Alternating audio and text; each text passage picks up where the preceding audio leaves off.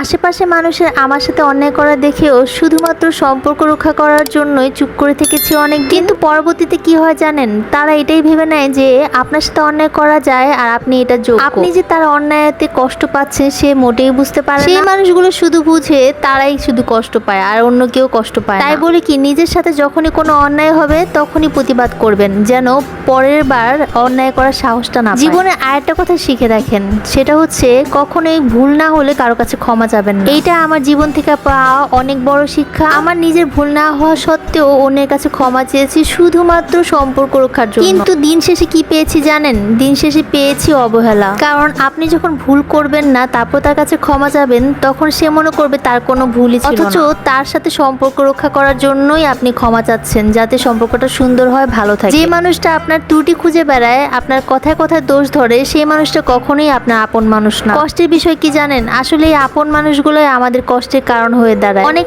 আশা নিয়ে মডার্ন আপুদের মতো মাংস কাটতে গেছিলাম, আর এই হচ্ছে আমার মাংস কাটার স্ত্রী।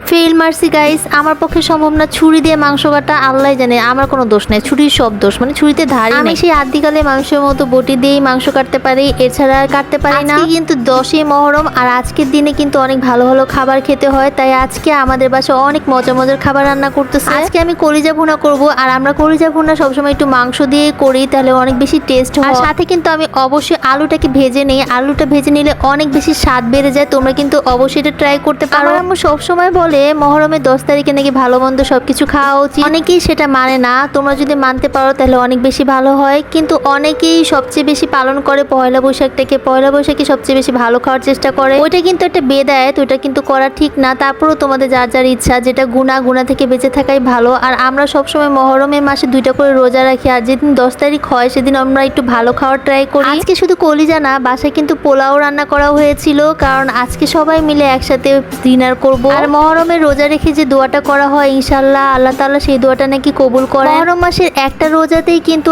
আমাদের সারা বছরের গুনার কাফারা হয়ে যায়। রোজার মাসের পরে আল্লাহ তাআলা যেই মাসটাকে গুরুত্বপূর্ণ দাবি করেছেন সেটা হচ্ছে মহরম মাস। এটা নাকি আমাদের জন্য, মুসলমানদের জন্য অনেক বেশি গুরুত্বপূর্ণ একটা মাস। সাথে আজকে সন্ধ্যাবেলাও কিন্তু একটু আলু চপ বেগুনিও ভেজেছিলাম, কারণ আমার আম্মু আবার মুড়ি ছাড়া খেতেই পারে না। তো আমি একটু ফল টল দিয়ে খেয়ে নেই, কিন্তু আম্মু সবসময় ইফতারি মুড়ি দিয়েই করে। আবার আলু চপটা অনেক বেশি পছন্দ করি, নতুবা আমার কোনো কিছু গিলতেই পারি না, গলা দিয়েই নামে না। একটা ডিম সিদ্ধ খাই আর একটা আলু চপ হলেই হয়ে যায়। কড়াইতে ভাজা পোড়া করছিলাম, আরেক কড়াইতে কলিজা ভুনাটা করতেছিলাম। এখন কলিজা ভুনাটা শেষ হয়ে গেলেই, একদম 80% কমপ্লিট হয়ে যাওয়ার পরেই কিন্তু আমি আলু ভাজাগুলো দিয়ে দিয়েছিলাম। ভাজা আলুগুলা তরকারিতে দেওয়ার পরে বেশিক্ষণ চুলায় না রাখাটাই ভালো হবে, একটু কষিয়ে পানি দিয়ে তারপরে নামিয়ে ফেলতে হবে। আর দেখো কি সুন্দর একটা লুকিং আসছে, আর অনেক সুন্দর একটা গ্রান আসছে। আমি একটু ভালো ভালো মশলা ইউজ করি, এর জন্য রান্নাটা অনেক বেশি বেস্ট হয়, বা আমি একটু ধোয়া পরেও রান্না করি, আল্লাহ তাআলার কাছে সাহায্য চাই। আজকে আমাদের ডিম পুরি ছিল, সাথে বুট মুড়ি, আলু চপ বেগুনিও ছিল। বেগুনিটা আমার বোন পছন্দ করে, তাই বেগুনটা প্রতিদিন করা লাগে। আর এইটা ছিল রাতের খাবার, পোলাও আর হচ্ছে গিয়ে কলিজা ভুনা বা গোস ভুনা যেটাই বলো। আর এই বস্তায় একটা সারপ্রাইজ আছে, আর এই সারপ্রাইজ দেখার জন্য অবশ্যই ওয়েট করতে হবে নেক্সট ব্লগের জন্য। এটা কিন্তু আমার বেস্টই আমাকে পাঠাইছে। Thanks for watching, tata.